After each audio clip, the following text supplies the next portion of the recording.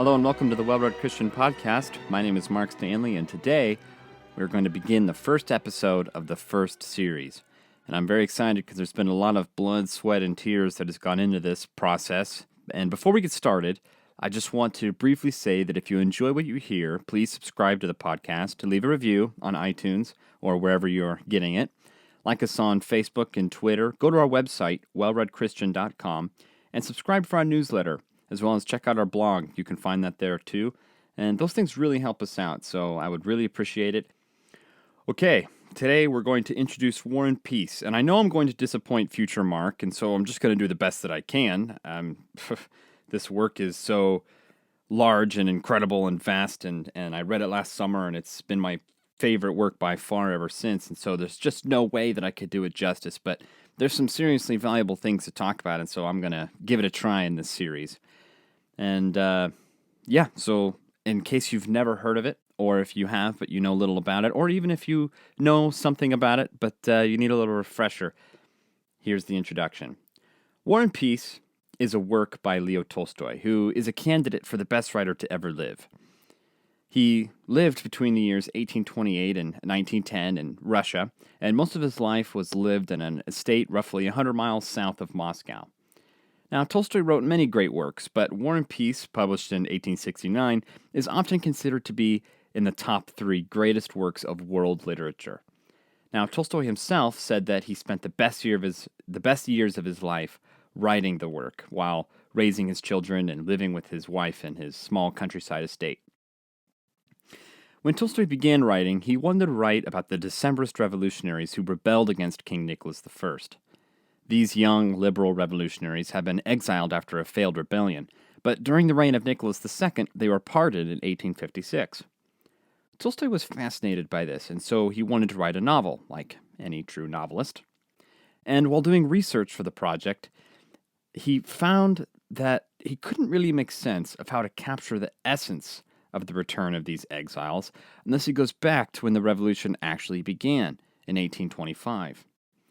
And as Tolstoy studied the failed revolution of 1825, he realized that he couldn't give the context of the revolution without going back to the year 1812, when Napoleon and the French army had effectively destroyed Russia, even reaching all the way to Moscow. And this bitter defeat left many influential people dissatisfied with the Russian monarchy, which is what ultimately caused the rebellion in the first place. And so as Tolstoy conducted his research, he concludes that all of history is interwoven in this enormous tapestry where not only does one event lead to another, but one event almost seems to necessarily cause the other.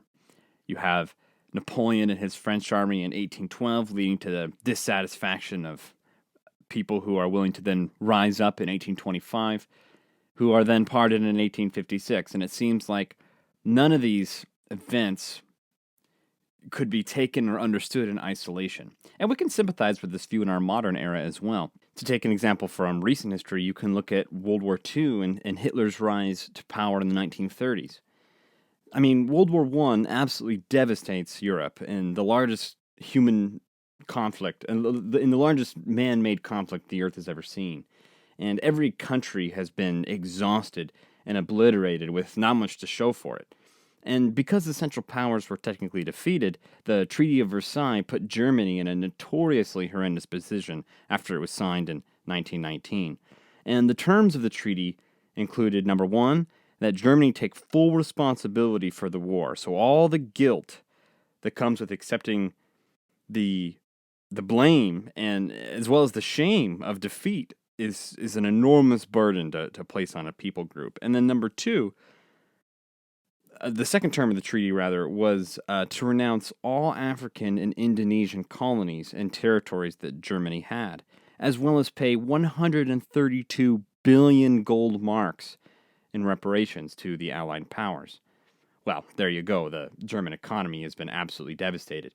And then thirdly, the German monarch had to give up the crown and establish a pseudo-democratic government in order to mimic Britain and the U.S., which, by the way, Germany hated. Oh, and one more thing.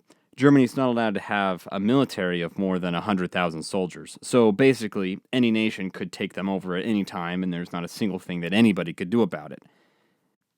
So with all of these historical factors accounted for, it makes perfect sense why the German people would elect a man like Adolf Hitler. Someone who believes in the German youth, someone who's not going to let the Communist Party take over, which, by the way, they were threatening to do. A man who believed that Germany actually could have won the war if it had been managed better, and that he single-handedly could fix Germany's problems and restore it to a state of its former glory and power. Germany didn't want democracy forced upon it, and it was very easy for Hitler to collect and retain authoritarian power once he was elected. And in hindsight, we can look back and it makes perfect sense. The whole thing seems almost inevitable. And so Tolstoy wants to write about liberal revolutionaries in 1856, but in order to explain the context, he starts all the way back in 1805, and he spends 7 years writing a book that brings his characters only to the year 1815. But along the way, Tolstoy examines this relationship between the free will of individual people and this enormous swarm-like existence of human beings, and the relationship between the individual human being's free will and an entire nation which seems to move together to produce predictable and inevitable outcomes. Furthermore, Tolstoy wants to examine the nature of political power and as it relates to free will. How can one man, Tolstoy asks, namely Napoleon, utter syllables out of his throat, and the result is that 500,000 Frenchmen march east and butcher everything and everybody in their way? For Tolstoy, it's not good enough to say, well, it's because Napoleon is the Emperor of France. I mean, if he orders something, then people do it. He says, no. If Napoleon is a demigod or a Greek deity and has some magical force over other people, then fine. But if Napoleon is just another human being made of flesh and blood and is feeble and has a cold and is just like the rest of us, then how can we really say that this man has any real control over other people? I mean, when Napoleon orders everybody to march, why does anybody do it? Perhaps it is because the French people were ready and eager, suggests Tolstoy, just like the Germans were ready and eager to elect and follow Hitler, and just like many Russians were ready and eager to overthrow Nicholas I in the Decembrist Revolution. So it's almost as if there's this collective unconscious that is also guiding human behavior in a way that we can't see. In War and Peace, we see the interaction with the philosophy of free will, and we see him struggle with how to understand history. Tolstoy recognizes that the unstoppable force of free will is on a direct collision course with the immovable object of determinism. And he's committed to exposing this conflict for all to see in every area, whether it's judicial or philosophical or political or just psychological. We see the rich psychological insights he displays over his characters as well as he tries to figure out what essentially motivates human beings and how can we understand human behavior in light of its predictability. Henry James described War and Peace as a, quote, large, loose, baggy monster, unquote, and that is a fair description. Many critics have said similar things. There are these short little essays and commentary given by Tolstoy throughout the narrative, which is unlike anything else that ever came before it. You'll start a chapter and there will be a 2-page essay on some philosophical idea relating to how free will could possibly work in a universe of predictable and testable and repeatable outcomes. What you'll find is that War and Peace is the canvas of an artist's mind, rather than the clothing of a specific message. Tolstoy himself conceded that War and Peace wasn't really a novel, nor was it an epic or a historical chronicle. War and Peace defines its own genre. It is simply and exactly what Tolstoy wanted it to be. And if you read War and Peace, you'll get to see international relations as Napoleon Bonaparte negotiates with Alexander I. You'll see individual soldiers on vast battlefields as French and Russian forces clash with cannons and rifles and bayonets. You'll see Russian high society with balls and soirees, drinking, dancing, and gossip. and you'll see what human beings are really like, while forgetting entirely that you are one. War and Peace isn't just a story, it's deeply rooted in historical events. The emperors, battles, and cities are absolutely historical. Many of the generals on both sides are real people, and even though many of the characters that are main characters are fictional, they're established so well in reality that they have transcended their fictional status and become the most well-known and loved figures in literature. The literary brilliance, philosophical prowess, and stunning prose of War and Peace set it above just about anything else in terms of artistic or literary achievement. Isaac Babel has a famous quote that goes like this, quote, "If the world could write by itself, it would write like Tolstoy," end quote. The 1,200-page work is certainly a commitment to read. However, after deciding it was worth it, it has since become my favorite piece of literature, and I'm convinced that if you made a similar commitment, you would find the same is true for you as well. After all is said and done, you will have discovered the themes such as the meaning of life, the importance of family, the existence of God, the place of romance in our lives, the experience of beauty, the psychology and chaos of warfare, and many more central themes which would become classic signature Tolstoy. These themes are expressed through at least 5 primary critical characters. These characters went on to become some of the best known, remembered, beloved, and referenced characters of all time, and unfortunately we can only focus on 2 of them for the sake of time in the series, and also in this episode since I'm going to introduce them to you. The first, which we will look at in our next episode extensively, is named Pierre Bezukhov. Pierre begins the story as the illegitimate son of Count Bezukhov, one of the richest men in Russia. Pierre is a young man who has just returned from his education abroad, only to find that his father is sick and dying in St. Petersburg. After Pierre arrives, he only gets a few days with his father before he dies. Bafflingly and astonishingly, to everybody's surprise, Count Bezukhov names Pierre as the sole inheritor of every estate and asset that he owns, over and above all of his siblings, all of his friends, all of his surviving relatives, and you name it. Overnight, Pierre becomes one of the richest men in Russia. This newfound wealth doesn't change Pierre's nature, however. He is still an immature young fellow who only a week prior was getting drunk with his old schoolmates and tying police officers to the backs of a domesticated bear. Now suddenly he's expected to find a place among the upper class, to host balls and tea parties, to dance and make speeches before the emperor, and manage half a dozen estates with peasants and servants and businesses and all the rest. Wealth has brought Pierre some new friends, as well as some fake friends who are looking to take advantage of his naivety. One such friend was an acquaintance of Pierre's father, whose name is Prince Vasily, who wants Pierre to marry his daughter. Now, Vasily's daughter, Helen, is drop-dead gorgeous, and Pierre has had a crush on her since the moment he sets eyes on her. She's cute and witty and makes great small talk at parties, and she's flirting with Pierre pretty heavily. And everyone seems to think the 2 of them would make a great couple. But something in Pierre's gut tells him that the 2 would not make for a happy marriage. Helen is shallow, and she has no integrity or intelligence or passion. The 2 don't have any interesting conversations or even have similar interests. Pierre wants to talk about politics and religion or his latest book that he's reading, while Helen wants to gossip about scandals and the latest meaningless trivialities. And since Helen is far better in social situations, she can steer the conversation any way she wants and make everyone laugh while Pierre is left blushing and uncomfortable. But oh, Helen is already established in St. Petersburg high society, and everybody likes her, and she could help Pierre's name be kept in high regard. After all, we wouldn't want to be known for tying policemen to bears now, would we? And so, despite the weak and pitiful resistance that Pierre's conscience raises, he decides to cave and to Prince Vasily's pressure, and he enters into a marriage with one of the most beautiful but shallow women he has ever met.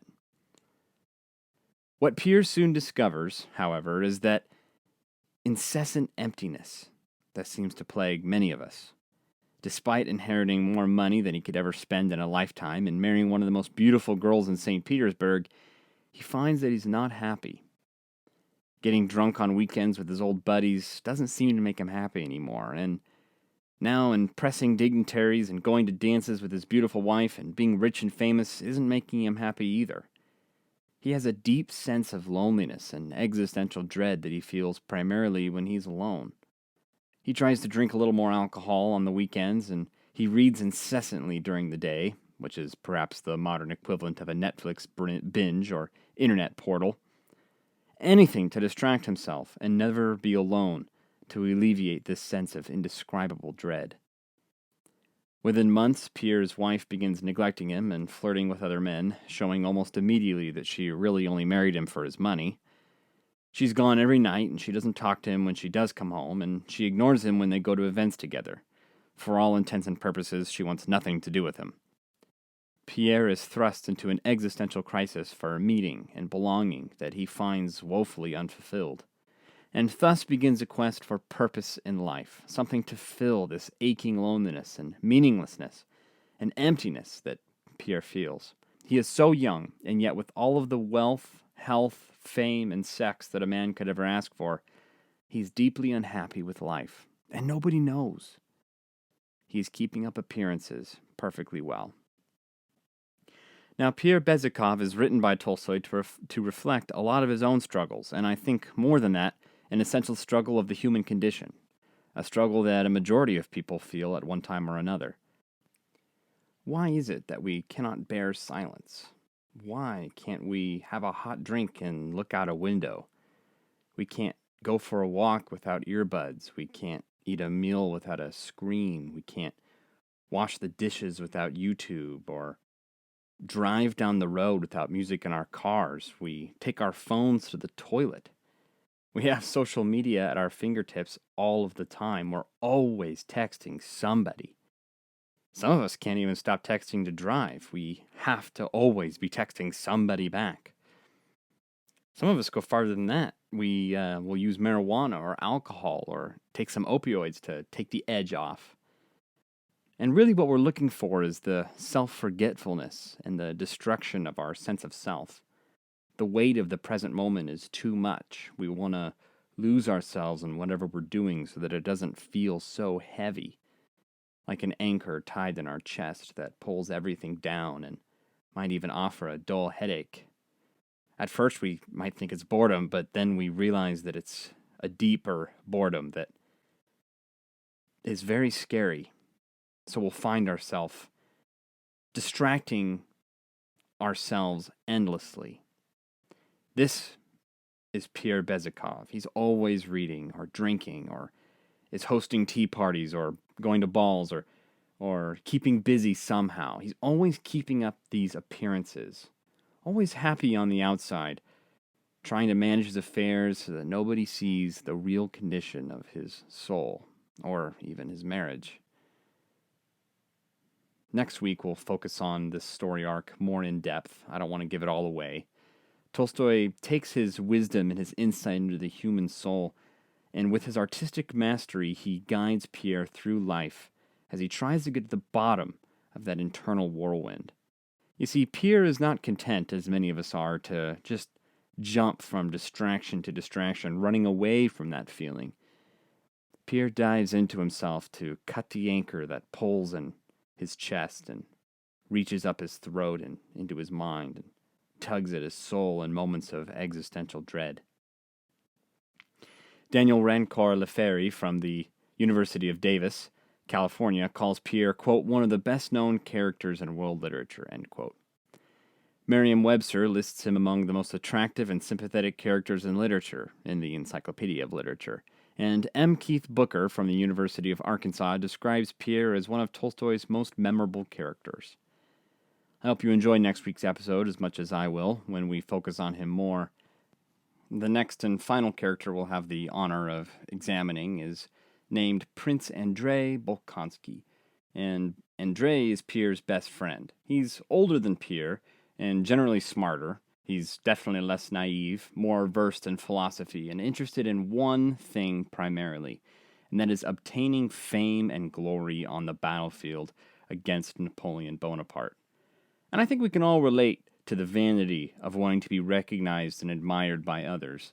I think all of us dream of one particular action or event which would show our competence, our impressive nature, or whatever else. Endre admires Napoleon, who has created and gathered the full economic and militaristic strength of France and is challenging the world with only his wit, his genius, and a dash of cunning and bravery. More than anything, Endre wants to come against Napoleon in battle and show off his own genius, cunning, and bravery in order to win glory for himself and for Russia. When we meet Endre, he is irritated with his life of peace. He's married to a young, petite woman named Lise. She's already pregnant with their first child. But Tolstoy lets us into Endre's mind to see that Endre isn't really interested in a life of peace. He's grown irritated of his wife and her constant religious practice. He tells Pierre in private that he believes marriage is a snare to make men unhappy. He's counting down the days when he'll leave his wife with his father and sister in their beautiful countryside estate while he goes off to war. Endre is generally cynical. He's emotionally removed and standoffish. He's guided by reason alone and considers this to be the cause of his atheism. He has contempt for the simple-minded Christian faith of his sister and wife. Most of the time he is respectful about it, but sometimes he indulges in mocking them. Endre understands politics, Russian and French culture, history, geography, and philosophy. And here's something I noticed about Endre. He has no eye for beauty. He doesn't smile or laugh. And I mean really smile, because you know the difference between smiling with your cheeks and smiling with your eyes. And Endre is someone who never smiles with his eyes. He sees people as basically uninteresting. He has no awe at life like Pierre does, and he would no sooner stare at the night sky than compliment his wife's new dress. Endre sees no mystery or majesty or beauty in life. Everything that is simply is, and everything that is not simply is not. The only glory worth fighting for, the only nobility that man can attain, is someone who makes history, someone who defines history. All Endre wants is to meet France, specifically Napoleon, on the battlefield and rise to his level of greatness. Well, Endre will get his wish. Due to Endre's status as the son of a former army general, he's given a high rank of adjutant, which is basically the right-hand man of a general. He's sent to the front lines to join Emperor Alexander I himself, in a joint coalition with the Austrian Emperor Francis II, to wage war against Napoleon at Austerlitz. Napoleon, however, despite the fact that he had significantly smaller numbers than the Russian and Austrian armies, absolutely smashes his opponents with superior maneuvering and tactical brilliance. The Battle of Austerlitz has gone down in history as one of the greatest military achievements of Napoleon's career, which is saying something.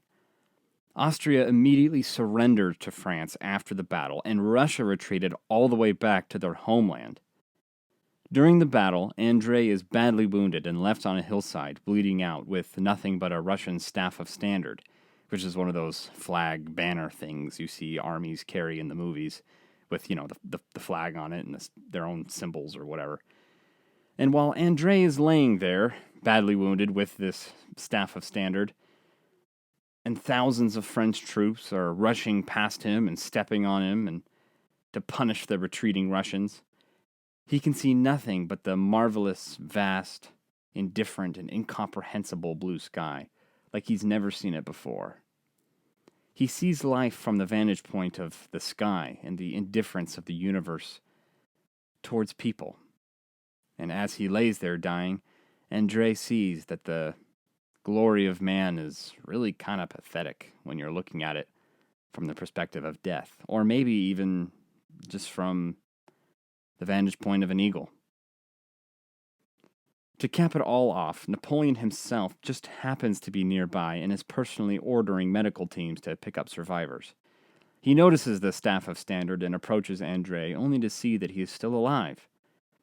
Napoleon addresses Endre a few times, but Endre is no longer even interested in interacting with his former hero. He now sees that nothing really matters. Endre has an extraordinarily brilliant stroke of insight into what the universe is really like, and the emptiness and the shallowness and the grandeur of man. Here he has this experience with something higher and greater than him, something outside of him, which he will never be able to understand, which is largely undefinable and inexplainable. Perhaps some of us can relate to this. I think every now and then we all have a moment or an experience where we're captured out of the present and left to see life in a whole new way. We see ourselves almost in a third-person perspective, and everything comes with such clarity and focus as if our entire lives have been stretched out on a canvas, and everything that has ever happened to us has culminated in this very moment. And then it's gone in a flash. For some, I imagine it's a positive experience, like when you catch yourself laughing way too hard with friends that you sincerely love. Or maybe it's watching your children pluck a dandelion in wonder and excitement. Maybe it's hiking a long trail and you're tired and you look up and you see this enormous, breathtaking set of mountains. And just for a moment you feel insignificant in the greater scheme of things, but in a beautiful and profound way. For Endre, he has to touch death in the face in order to come out of his daily life and see everything in a different way, but it's largely a negative experience. He sees how alone he is, how indifferent the universe is, and how insignificant not only his life, but everyone's life really is. And this experience of touching the sky and seeing everything in a whole new way will be forgotten for many years to come in Endre's life, but once his wife dies in child labor and he has really nothing to live for, he ends up kind of living alone as a hermit. He lets his sister and father raise his son while he broods alone over the emptiness and meaninglessness of life and how to live it in light of those stark realities. But whenever he interacts with beauty, he finds that there's something in it that begs the idea that there's more to life than just matter and motion and death and emptiness. And so we'll talk more about how Tolstoy writes this character in a way that exposes his own experience with beauty as a door to the deeper life in episode 3. Okay, almost done here. I wanted to talk about one more thing, which is my favorite scene in the book, and I'll conclude our introduction to War and Peace with that, because it truly is a beautiful, beautiful scene. A main character's name, who we won't get to examine in depth, is called Nikolaj Rostov, who I won't be able to focus on in our series, and his arc has to do with honor and integrity and being a simple soldier, officer specifically. And the Rostovs are very rich, very politically influential, but Nikolaj doesn't use that to his advantage when he's being promoted through the Russian ranks, and he insists on being a regular hussar and to earn his way fair and square from the bottom. And at one point, actually at a few points, Nikolaj finds himself in a very, very troubling financial situation. Sometimes it's gambling debt, sometimes it's just life stuff, but he never leeches from his family, and he's very careful not to spend his father's assets for himself, even though the Mr. and Mrs. are always trying to give him money. His parents are always sending him things, and he just kind of stows it away and gives it back whenever he's visiting home. But at one point, towards the end of the novel, Mr. Rostov is getting old, and he's making poor financial decisions, and the family is beginning to look at the brink of ruin. And they're starting to sell their estates, and they can't make ends meet, and they're starting to go into some serious debt, and things are looking very grim. And a pivotal moment for Nikolaj's development, and actually one of my favorite moments of the entire novel. You know what? No, it is my favorite moment of the novel. I'm saying it. Is when Nikolaj just keeps getting letter after letter while he's on the front lines trying to draft these plans, and he's going from battle to battle, but he keeps getting these letters describing what's going on at home. And so finally, he goes to his commanding officer and he requests leave, and he goes home to take care of his family. And that transition from young adulthood, where he's just kind of looking out for himself and trying to make friends and improve his career and get recognized among his superiors and all those things that young adults are trying to get ahead in. And amidst all of that, you have this character who pauses and who recognizes that they left a family at home that they need to go take care of. And so he goes home and finds that Mrs. Rostov is very angry at her husband, and the man of the house, Count Rostov Sr., is growing weak, and his lawyers are taking advantage of him, and people are cheating him, and the family, including his sister and younger brother, are very anxious, and they're fighting all the time, and they're worried about their future and whether they're going to keep their home. And Nikolaj comes home, and he sets his father's house in order. He puts a plan together to get them out of debt. He fires the assistants and the lawyers who are trying to cheat them.